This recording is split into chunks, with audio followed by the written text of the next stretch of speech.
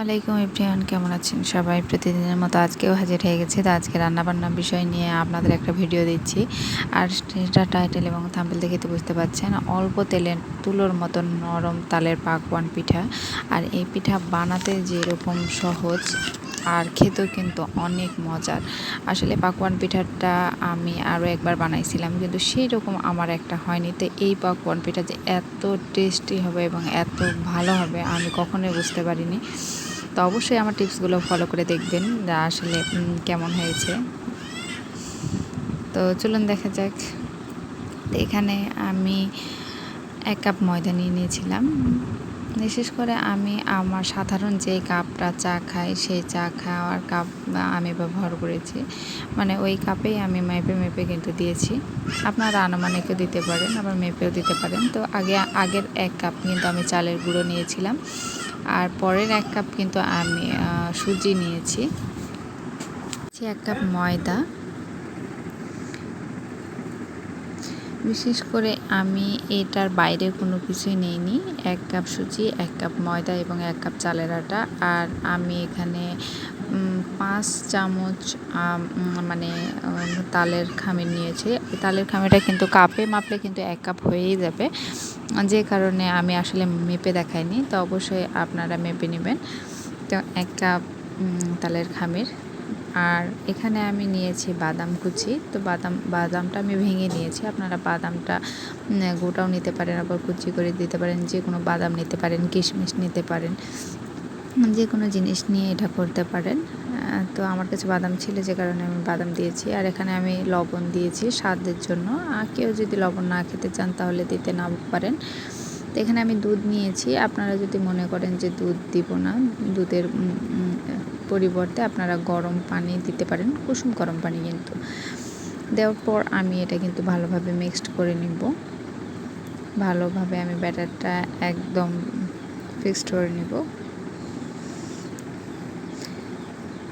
তো এখানে আমি 3-4 বারের মতো করে দুধ অল্প অল্প করে দিব এবং নেড়ে নিব। মানে একবারেই কিন্তু দেওয়ার চেষ্টা করব না, বারবার দিয়ে আমি নাড়ব।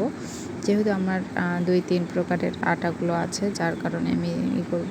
শেষে যখন হয়ে যাবে তখন আমি লাস্টে চিনি দিব। তো চিনিটা আপনারা মিষ্টিটা আনুমানিক চেখে দেখে দিবেন। এই মিষ্টিটা একটু কম হলেও সমস্যা নেই।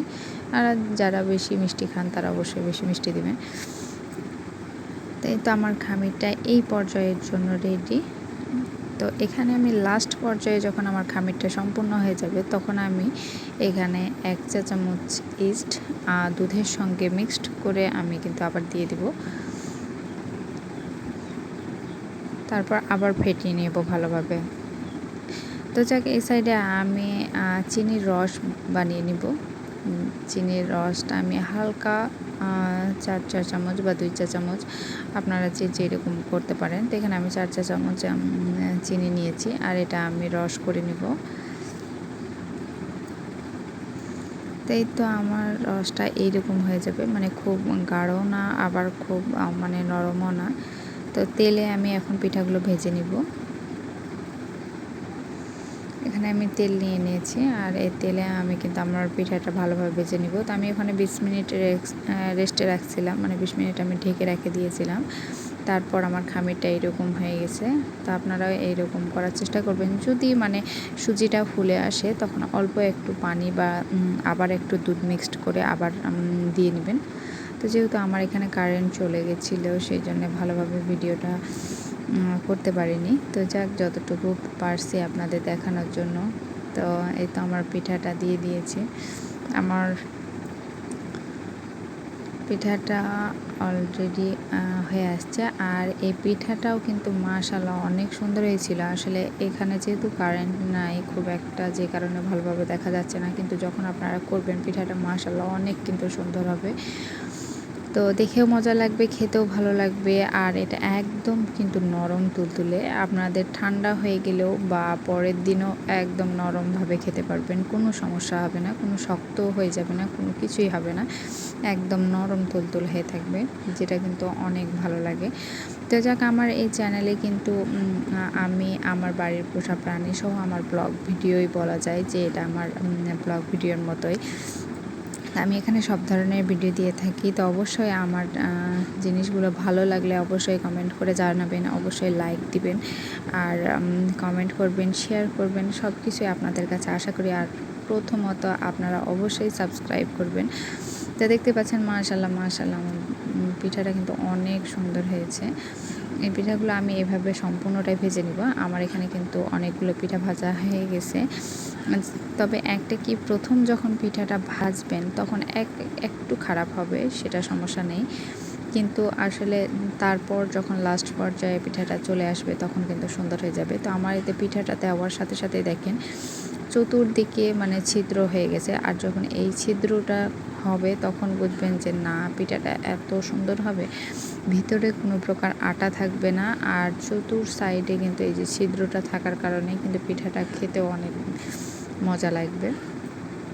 তো অবশ্যই ব্যাটারটা অনেকক্ষণ 20 মিনিটের মতো রাখার চেষ্টা করবেন, যেহেতু আমি ইস্ট দিয়েছি, যে কারণে আটাটা ফিক্সড হতে একটু সময় লাগবে, তাই আসলে ঠিক করে রাখবেন। তাই তো মাশাআল্লাহ আমার পিঠাগুলো তো দেখতেই পাচ্ছেন যে কেমন হয়েছে, দেখতেও মাশাআল্লাহ অনেক সুন্দর লাগছে, খেতেও কিন্তু অনেক মজা। তো আপনাদের আমি ছিঁড়ে দেখাবো যে আসলে কতটা পিঠাটা সফট হয়েছে আর কতটা ভালো হয়েছে।